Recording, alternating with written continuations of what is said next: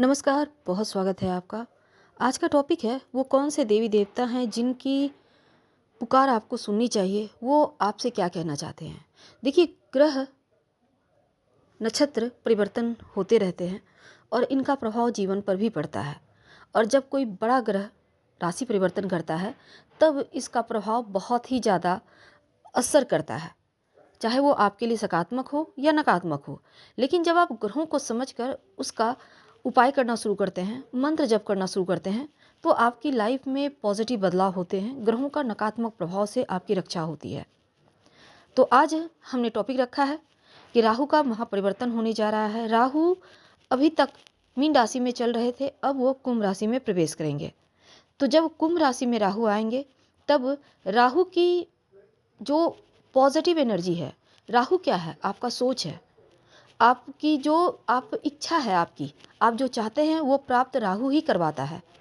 तो राहु को प्रसन्न करने के लिए वो कौन सा मंत्र है, वो कौन से विधि हैं जो आपको सफलता देंगे। इसलिए हमने टॉपिक रखा है कि देवी देवता आपके घर आते हैं, यानी राहु को प्रसन्न करना है तब अपने देवी देवता को आपको मनाना होगा, मंत्र जप करना होगा, आपकी मुश्किलें कम हो जाएगी। तो चलिए समझते हैं विस्तार से। वृश्चिक राशि।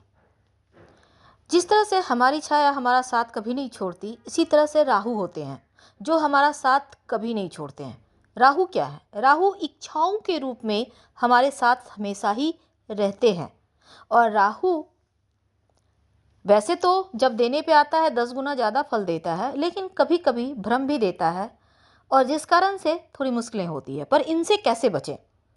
एक तरफ राहु आपको तेजी से ऊंचाइयों की ओर ले जाता है, चीज़ों से जोड़ता है, एक तरफ भय भी देता है। तो राहु भय और भ्रम है, लेकिन राहु 10 गुना तेजी से सुफल देते हैं।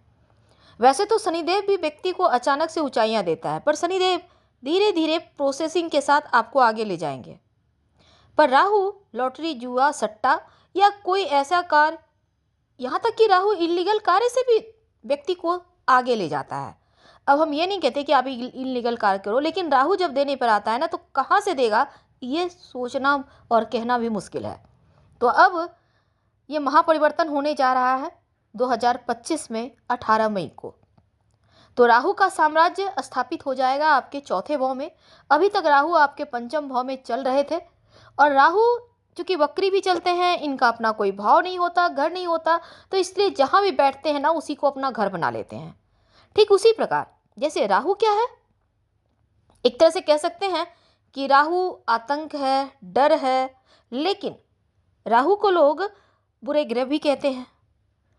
पर राहु जहां बैठेगा चीजों को अपना बना लेता है और उसी अनुसार फल भी देता है। तो जिस भाव में बैठेंगे उसी के अनुसार ही फल देंगे और इसका प्रभाव भी लाइफ पर पड़ता है। तो वृश्चिक वालों, अभी आपके ऊपर चल रही है वर्तमान में शनिदेव की ढैया। शनिदेव आपके पंचम भाव में आएंगे 29 मार्च को और राहु 18 मई को जाने वाले आपके चौथे भाव में, यानी कि शनिदेव के घर। अब शनि राहु दोनों ही मित्र हैं। तो राहु, अब देखिए वृश्चिक वालों, आपके लिए आपके स्वामी मंगल हैं और जो राहु देव हैं उनका एक साम्राज्य स्थापित हो रहा है चौथे भाव में।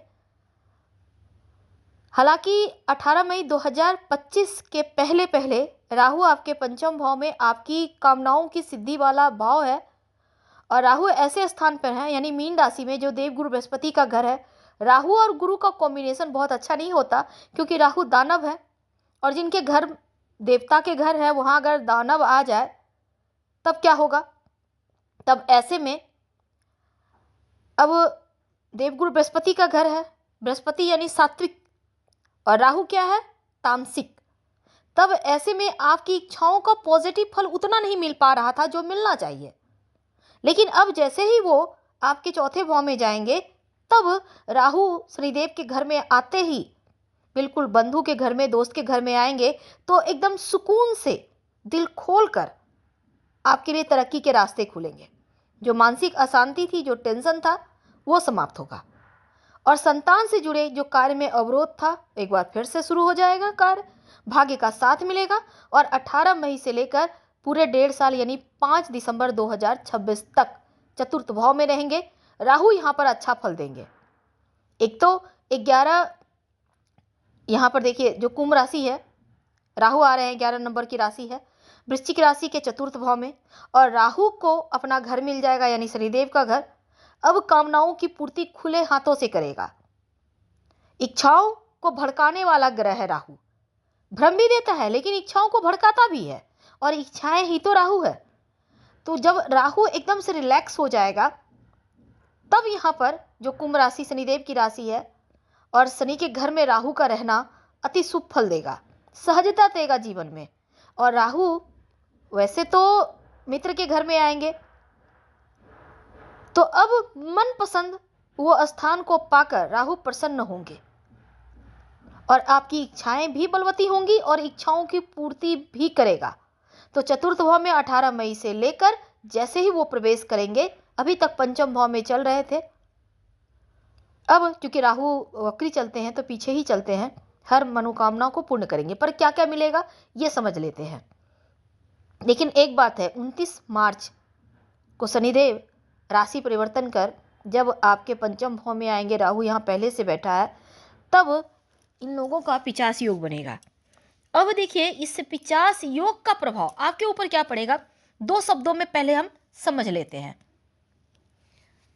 तो जब राहु और शनिदेव की युति होगी 29 मार्च से 18 मई तक, आपका अपने स्वास्थ्य का ध्यान रखना है। हालांकि लव रिलेशनशिप में भी ऐसा कोई काम ना करें कि आपका जो लव है वो आहत हो जाए, परेशान हो जाए।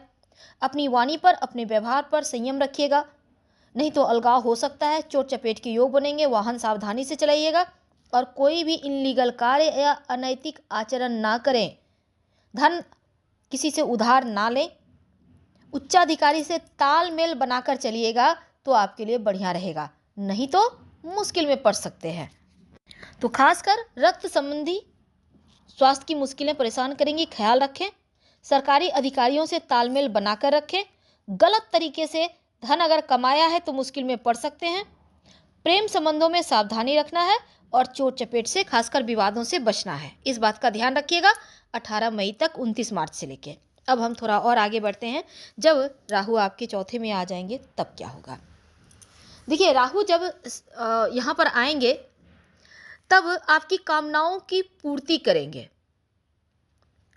जिस चीज के आप हकदार हैं वो सबसे ज्यादा बढ़ेगा, क्योंकि राहु चतुर्थ भाव में आकर आपको सबसे ज्यादा इस पीरियड में जमीन जायदाद, प्रॉपर्टी, भवन, वाहन, मकान आप खरीदेंगे। राहु आपको देगा और आप लेंगे भी, और फोकस भी आपका राहु यहीं पर करवाएगा। अब राहु चूंकि छोटा मोटा ग्रह तो है नहीं, राहु के पास जो चीजें हैं वो देगा। आपकी जो लंबे समय से अधूरी इच्छाएं थी वो पूरी होंगी। अगर आप अपना वाहन चाहते हैं वो भी देगा, जमीन ज़्यादा चाहते हैं वो भी देगा, क्योंकि चतुर्थ भाव उसी का है। तो राहु इस समय आपके हर मुश्किल का समाधान करेगा। और लेकिन जब प्रॉपर्टी आप लीजिएगा तो कागजात वगैरह अच्छे से जांच पड़ताल करवा लीजिएगा, नहीं तो फ्रॉड भी हो सकता है, क्योंकि थोड़ा सतर्कता नहीं करेंगे तो राहु भ्रमित भी तो करता है ना, तो राहु भ्रम भी देता है, तो भ्रम से तो बचना होगा। अब राहु चतुर्थ भाव में रहेंगे, एक दृष्टि आपके अष्टम भाव पर। अब अष्टम भाव बदलाव का है और निश्चितता का है, राहु को बदलाव का भी ग्रह कहा गया है। तो राहु आपको, चूंकि यहाँ पर रुकावट का भी स्थान है, तो कोई राहु ऐसा मैदान आपको देगा जिसमें पूरी स्वतंत्रता मिलेगी, परेशानियों को दूर करेगा, आपको अमृत पान कराएगा, या कह सकते हैं कि राहु खुद अमृत पीकर आपके लिए सब कुछ देने को आया है। कहीं ना कहीं से आपकी प्रॉब्लम आपको, आपकी जो है वो दूर करेगा। बड़े परिवर्तन तो होंगे। अब चतुर्थ भाव पर राहु है, अब इस समय यहाँ पर बहुत अच्छा योग बनेगा स्थान परिवर्तन का। जब चतुर्थ भाव पर राहु जन्म कुंडली में आ जाए तो आपको अपने स्थान पर टिकने नहीं देता, कहीं ना कहीं से स्थान परिवर्तन करवा देता है। और इस समय भी आपको विदेश यात्रा, विदेशी जमीन, या आप जहां रह रहे हैं वहां से कहीं दूर जा सकते हैं, चेंज ऑफ प्लेस। अब राहु का ट्रांजिट आपके लिए जो नौवीं दृष्टि है 12वें घर पर, और 12वां घर होता है विदेश का। चतुर्थ भाव निवास का होता है, घर का होता है। राहु को स्वयं विदेशी ग्रह कहा जाता है, विदेशी जमीन का मालिक कहा जाता है, और 12वां घर विदेश का है। यानी विदेश में जाकर आप अपना करियर अगर चाहते हैं बनाना, आप कहीं घर से दूर जाना चाहते हैं पढ़ाई के लिए, चाहे नौकरी के लिए, व्यापार के लिए, घूमने फिरने, तो उसके लिए ये बहुत अच्छा वक्त है। किसी का प्यार या कुछ विदेशों से जुड़ा हुआ कोई काम नहीं हो पा रहा है तो राहु के इस गोचर के दौरान उम्मीद से कहीं ज़्यादा सफलता मिलेगी। तो स्थान परिवर्तन यहाँ पर होने की प्रबल संभावना रहेगी। चतुर्थ भाव से 12वें घर को देखेंगे। 12वां घर आपके लिए खर्चों का भी है, हालांकि निवेश का भी है। तो बड़े अवसर मिलेंगे।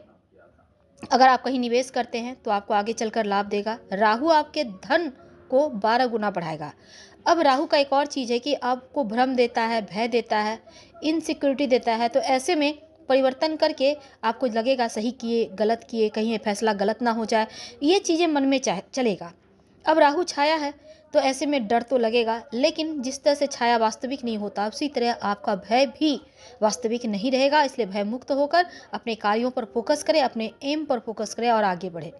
राहु कभी रुकना नहीं जानता, इसलिए आपको भी मंजिल तक पहुंचाकर ही दम लेगा, लेकिन आपको खुद से भी आगे बढ़ना होगा। तो आपकी एनर्जी लेवल को आपको बढ़ाना होगा। राहु जब चौथे घर में होता है तब यहाँ पर एक चीज़ है कि 10वें भाव पर केतु रहेंगे तो करियर के मामलों में 1.5 साल आपको बड़ी ऊंचाइयां देगा। अगर आप नया चेंज करना चाहते हैं, जॉब बदलना चाहते हैं, बिजनेस में कुछ नया करना चाहते हैं तो समय अनुकूल रहेगा। और दूसरा, ये चीज़ें राहु के अलावा कोई दे भी नहीं सकता। शनिदेव आपको जो भी देते हैं धीरे धीरे, पर राहु आकस्मिक रूप से रातों रात व्यक्ति को अरबपति खरबपति बना देता है। तो राहु को अगर जीतना है तो आपको राहु को समझकर आगे बढ़ना है। और प्रॉपर्टी से जुड़ा कोई काम इस पीरियड में करेंगे तो आपको बढ़िया लाभ मिलेंगे, प्रॉपर्टी से जुड़ा सफलता मिलेगी। और दूसरा, दक्षिण पश्चिम घर का जो कोना होता है वहाँ पर एक कांच के ग्लास में पानी ले लें, उसमें 1 चम्मच नमक डालकर रखें। हर महीने इसको टॉयलेट में फ्लश करें, फिर चेंज करें। तो इससे घर की शुद्धता रहेगी, नकारात्मक ऊर्जाओं का नाश होगा। दूसरा, घर को हमेशा सुगंधित रखें।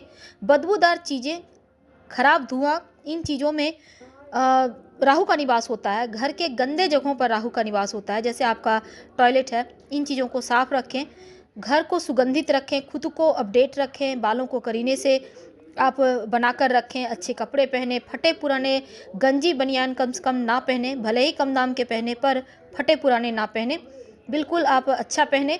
और अपने टॉयलेट में कांच की कटोरी में नमक रखें, हर महीने इसको टॉयलेट में फ्लश करें, फिर साफ नमक रख दें। यानी कि जितना अपने आप को अपडेट रखेंगे, घर को क्लीन रखेंगे, सुगंधित रखेंगे, राहु उतना शुभ फल देगा।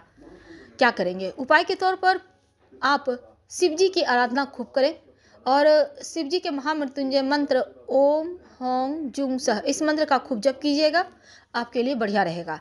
हम आपसे विदा लेते हैं। जानकारी अच्छी लगे तो लाइक कर सब्सक्राइब करें, शेयर करें, कमेंट करें। धन्यवाद।